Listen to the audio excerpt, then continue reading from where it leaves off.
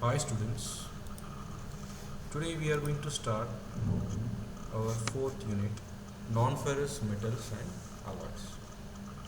Up till we covered three units which contains metals, those are ferrous metals. So before going to start this unit, we must know the difference between ferrous metals and non-ferrous metals. Metals are broadly classified into two types: ferrous metals and non-ferrous metals. Ferrous metals, it contain iron as a main element. A non-ferrous metal, it does not contain iron. So what is the main difference between ferrous? Ferrous means it contains iron, and non-ferrous metals means it does not contain iron. This is the simple difference. Let's see the examples of ferrous metals. Steel and cast iron, these are the examples of ferrous metals. As you know, the steel and cast iron both are the alloys of iron. Okay, so steel and cast iron contains iron.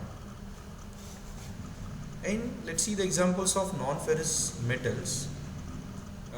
Let's see some important non-ferrous metals: aluminium, copper, lead, nickel, tin, titanium, zinc. These are some important non-ferrous metals which are widely used in different applications.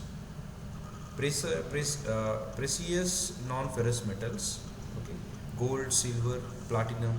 Okay, these are the very costly, we can say precious, or we can say very costly non-ferrous metals. Exotic और rare non ferrous metals. Rare non ferrous metals म्हणजे खूप कमी प्रमाणात हे metals non ferrous metals आढळतात. Cobalt, mercury, tungsten, beryllium, bismuth and cerium. So these are some of the examples of non-ferrous metals. Let's see the properties of non-ferrous metals. These metals are more expensive than ferrous metals. Okay. जे आपले ferrous steel आहे किंवा आपलं caste iron आहे, okay, जे ferrous metals आहेत त्याच्यापेक्षा हे जे नॉन फेरस मेटल्स आहेत ते कसे असतात? एक्सपेन्सिव्ह असतात, महाग असतात. Second property, low weight. हे वजनाने हे नॉन फेरस मेटल्स हलके असतात. ओके, फॉर एक्झाम्पल ॲल्युमिनियम जे आहे ते आपण ओके, जिथं तुम्हाला वेट रिक्वायरमेंट तुमची कमी आहे, म्हणजे वजन जिथं तुम्हाला कमी पाहिजे तिथे तुम्ही हे ॲल्युमिनियम आपण वापरतो. हायर कंडक्टिव्हिटी, हाय थर्मल, आपण त्याला हाय थर्मल किंवा इलेक्ट्रिकल कंडक्टिव्हिटी म्हणू शकतो. तर नॉन फेरस जे मेटल आहेत ते हायर कंडक्टिव्हिटी आहे. फॉर एक्झाम्पल कॉपरमध्ये हाय थर्मल आणि हाय इलेक्ट्रिकल कंडक्टिव्हिटी आहे. त्याच्यामुळे ही जी कॉपर आहे तो इलेक्ट्रिक वायर्समध्ये हे कॉपर वाईडली यूज केलं जातं टू कॅरी इलेक्ट्रिक करंट. त्यानंतर हीट एक्सचेंजर जे आहेत, म्हणजे रेडिएटर आहे, काही वॉटर हीटर्स आहेत, त्याच्यामध्ये हे कॉपर यूज केलं जातं कारण it is having a property high thermal conductivity. And mostly the non ferrous metals are non magnetic. Ferrous metals जे आहेत, स्टील असेल, कास्ट आयर्न असेल, ते मॅग्नेटिक आहेत. But these non ferrous metals are non magnetic. And resistance to corrosion, for example zinc. And most of the non-ferrous metals जे आहेत these are having resistance to corrosion. Okay, for example zinc. तसे जे म्हणजे दोघांमध्ये difference बघायचा म्हटला प्रॉपर्टीच्या, म्हणजे फेरस अँड नॉन फेरस, तर फेरस मेटल स्वस्त असतात, नॉन फेरस हे महाग असतात. आणि फेरस मेटल्स वजनाने जड असतात, हेवी असतात, आणि हे these are light in weight. आणि थर्मल कंडक्टिव्हिटी जी आहे, इलेक्ट्रिकल कंडक्टिव्हिटी, थर्मल कंडक्टिव्हिटी ही फेरस मेटल्सची कमी असते, नॉन फेरसची जास्त असते. आणि फेरस मेटल्स मॅग्नेटिक असतात, नॉन फेरस नॉन मॅग्नेटिक असतात.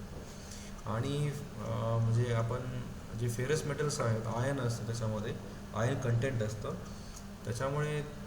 त्याच्यामध्ये करोजन होतं. ओके, रेजिस्टन्स टू करोजन जे आहे ते खूप कमी प्रमाणात असतं. They get rusted when expose to the moisture or water.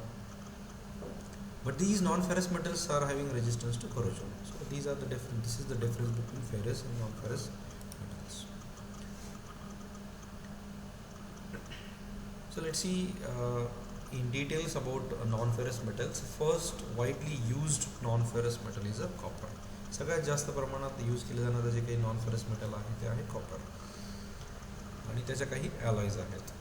Okay, ॲलॉय म्हणजे काय की आपण एक बेस मेटल घेतो आणि त्याच्यामध्ये काही ॲलॉइंग एलिमेंट्स आपण त्याच्यामध्ये ॲड करतो टू इम्प्रूव्ह देअर प्रॉपर्टीज. म्हणजे जसं आपण स्टील आहे, स्टील जे आहे ते आयर्न प्लस आयर्नचे ॲलॉय आहे. म्हणजे आयर्नमध्ये आपण कार्बन आहे प्लस मॉलिब्डेनम, अशा प्रकारे एक क्रोमियम असेल, अशा प्रकारे वेगवेगळे ॲलॉइंग एलिमेंट त्याच्यामध्ये ॲड करतो जेणेकरून त्याच्या प्रॉपर्टीज काय होतात, इम्प्रूव्ह होतात. ॲलॉय आपण का तयार करतो, to improve the properties of a base metal.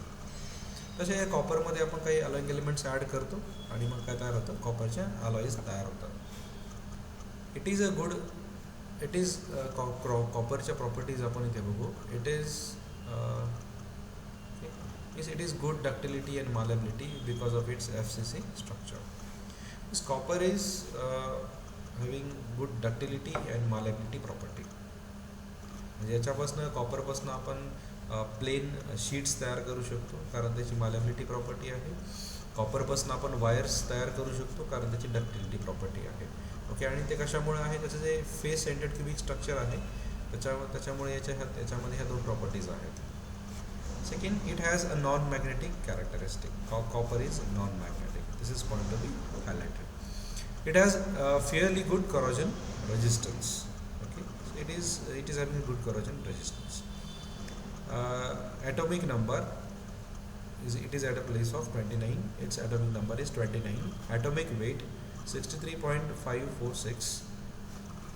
Density 8.933 gram per centimeter cube. हे तुम्हाला डेन्सिटी पाठ करून ठेवावं लागेल डेन्सिटी, कारण डेन्सिटी इंजिनिअरिंग, मेकॅनिकल इंजिनिअरिंगमध्ये एक मटेरियलची डेन्सिटी खूप महत्त्वाची असते. Okay, so you have to remember the density of a copper 8.933 gram per centimetre cube. Melting point 1084.62 degree Celsius. This is also you have to remember. Crystal structure FCC, face centred cubic. This is also you have to remember. Significant property, सगळ्यात महत्त्वाची property जी आहे कॉपरची की ज्यामुळे copper सगळ्यात जास्त use केलं जातं, that is a high thermal and electrical conductivity. What about the colour, it's colour is reddish brown. हे बघा, हे this is a reddish brown. कॉपरचा कलर कसा असतो, reddish brown. Let's see this some of the examples of applications of copper. Copper is used in automobile radiator. हे बघा, हे copper जे आहे ते आपण कुठे यूज केले, ऑटोमोबाईल रेडिएटरमध्ये. ओके, कारण जे रेडिएटर आहे त्याच्यामध्ये इंजिनकडनं जे हीटेड वॉटर येतं आणि जे वॉटर जे आहे हीटेड वॉटर असतं. ओके, तर ते हीटेड वॉटर जे आहे त्याची जी हीट आहे आपल्याला ॲटमॉस्फिअरमध्ये पाठवायची असते. ओके, आणि कॉपर जे आहे त्याला हाय थर्मल कंडक्टिव्हिटी आहे, म्हणजे ते हीट कॅरी करू शकतं. ओके, आणि ॲटमॉस्फिअरला ते डिस्पॅच करू शकतं.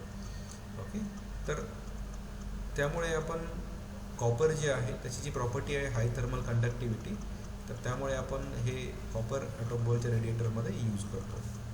ओके, त्यानंतर वॉटर हीटर आहे आणि हिटिंग कॉईल आहे. सो वॉटर हीटर आपण बंब मराठीत त्याला म्हणतो.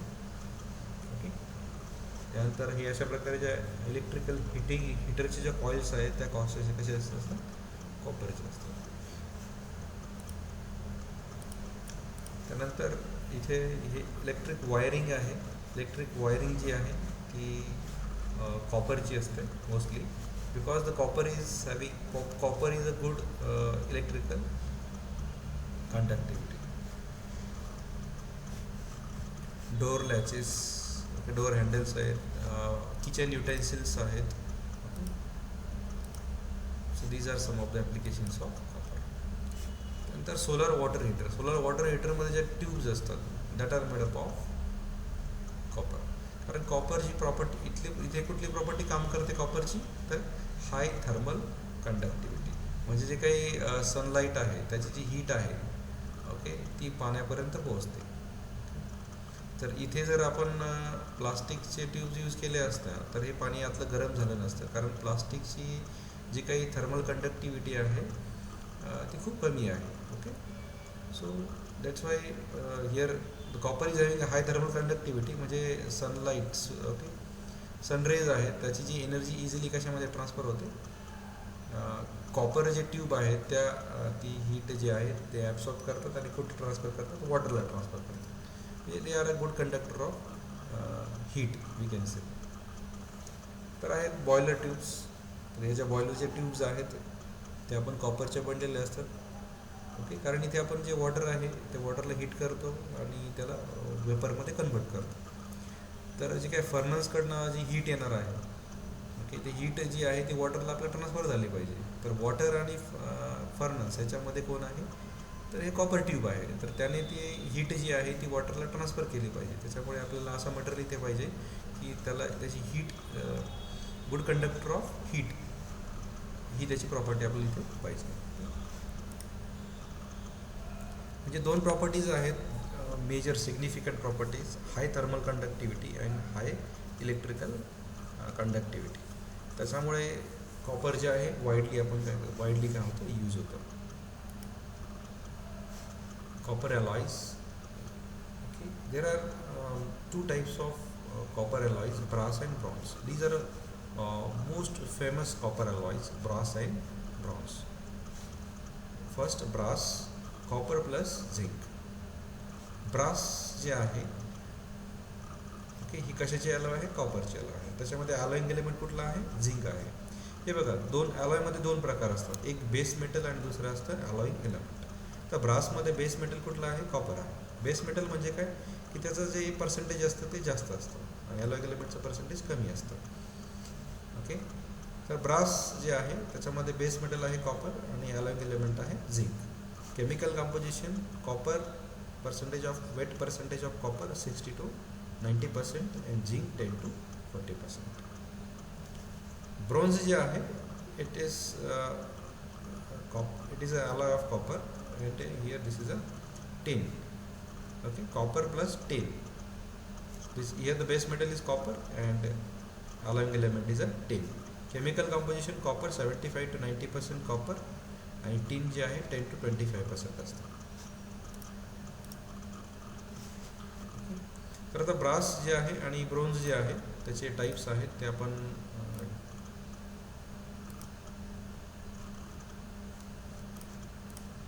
नेक्स्ट लेक्चरला स्टडी करणार आहोत.